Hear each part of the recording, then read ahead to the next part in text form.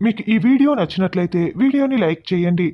తిలోత్తమ ఇచ్చిన నెక్లెస్‌ని హాసిని మెడలో వేసుకోవటంతో అది మెల్లమెల్లగా పనిచేయటం మొదలుపెడుతుంది.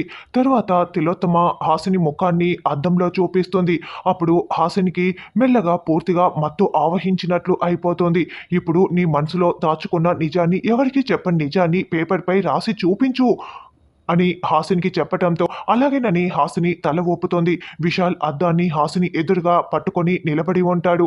అప్పుడు హాసిని తనకు తాను అద్దంలో చూసుకుంటూ సరే అలాగే రాస్తాను, పెన్ను పేపర్ ఇవ్వండని చేతిలోకి తీసుకుంటుంది. దాంతో విశాల్కి అర్థమైపోతుంది. అయ్యో, ఇప్పుడు గాయత్రి పాపే మా అమ్మ గాయత్రీ దేవి అన్న నిజాన్ని ఇప్పుడు అందరికీ రాసి చూపించబోతున్నావు కదా వదిన, నా కొంప ముంచుతున్నావు, అంతా అయిపోయింది, ఏంటి వదిన ఇలా చేస్తున్నావు అని తనలో తాను చాలా టెన్షన్ పడుతూ మనసులో అనుకుంటూ ఉంటాడు. హాసిని ఏం రాసి చూపిస్తుందా అని నైని, సుమన అందరూ కూడా చాలా ఆతృతగా ఎదురు చూస్తూ ఉంటాడు. ఇక తిలోత్తమ ఖచ్చితంగా నాకు చాలా ఉపయోగపడేదే హాసిని రాసి చూపిస్తుంది అని మనసులో చాలా సంతోషపడుతూ ఉంటుంది.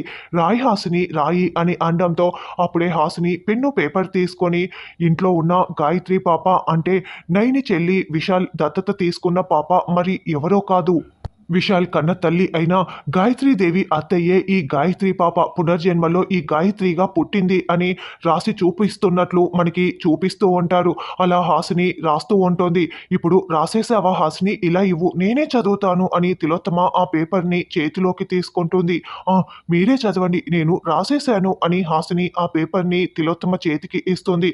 ఇక విశాల్ అదే రాసింది అని చాలా టెన్షన్ పడిపోతూ ఉంటాడు. ఇక తిలోత్తమ ఆ పేపర్ని చూసి ఒక్కసారిగా కళ్ళు పెద్దవి చేసి షాకింగ్ గా చూస్తూ ఉంటుంది.